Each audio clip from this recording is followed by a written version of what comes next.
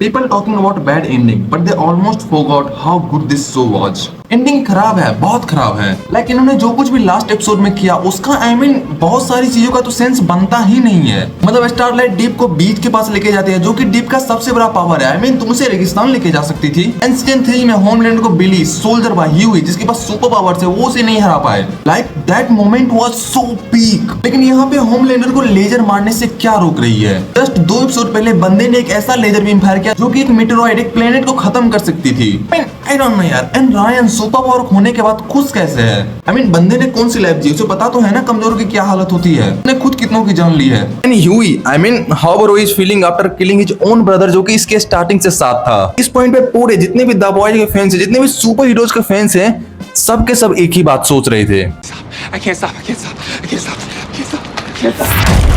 So we know all this। हमें पता है एंडिंग खराब है। तुम एक्सपेक्ट भी क्या कर रहे थे? मैसेकर कर रहे थे, जो उन्हें नहीं दिखाना था, क्योंकि ये एक ही प्लॉट को बार बार रिपीट कर रहे थे। सीजन 3 के बाद इनका स्टोरी लाइक खत्म ही हो गया था। सीजन 4 में बिली को कैंसर था, बिली मर रहा है, बिली मर रहा है, वही प्लॉट था। एंड जेन वी, सबसे बड़ा लूप होल इस सीरीज की ये है कि इस सीरीज का नाम है the boys. And and episode तक में कोई भी द बॉयज का मेंबर मरता नहीं है, किसी के पास सुपर पावर नहीं है बिली को छोड़ के।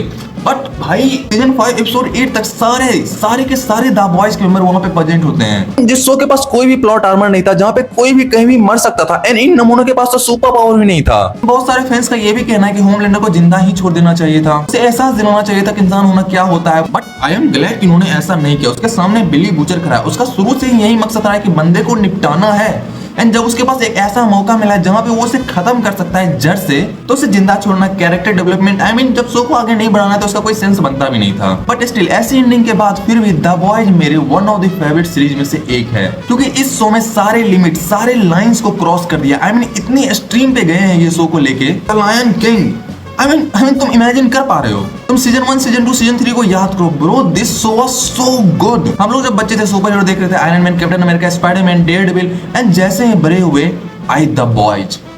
एंड यहाँ पे कौन से हीरो की पैरोडी नहीं है? Daredevil, Spiderman, black bolt, Aquaman, bro they did it so great. अगर सुपर हीरो रियल लाइफ में एग्जिस्ट करते भाई, आई एम डैम श्योर कि वो ऐसे ही होते। एंड पॉलिटिक्स को जिस तरीके से इन्होंने दिखाया है पूरे शो में, this was so real, this was so real.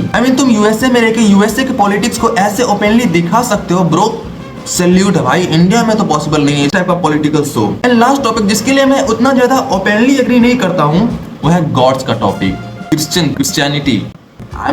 तुमने देखी है, तुम्हें पता है मैं किस बारे में बात कर रहा हूँ? Just imagine.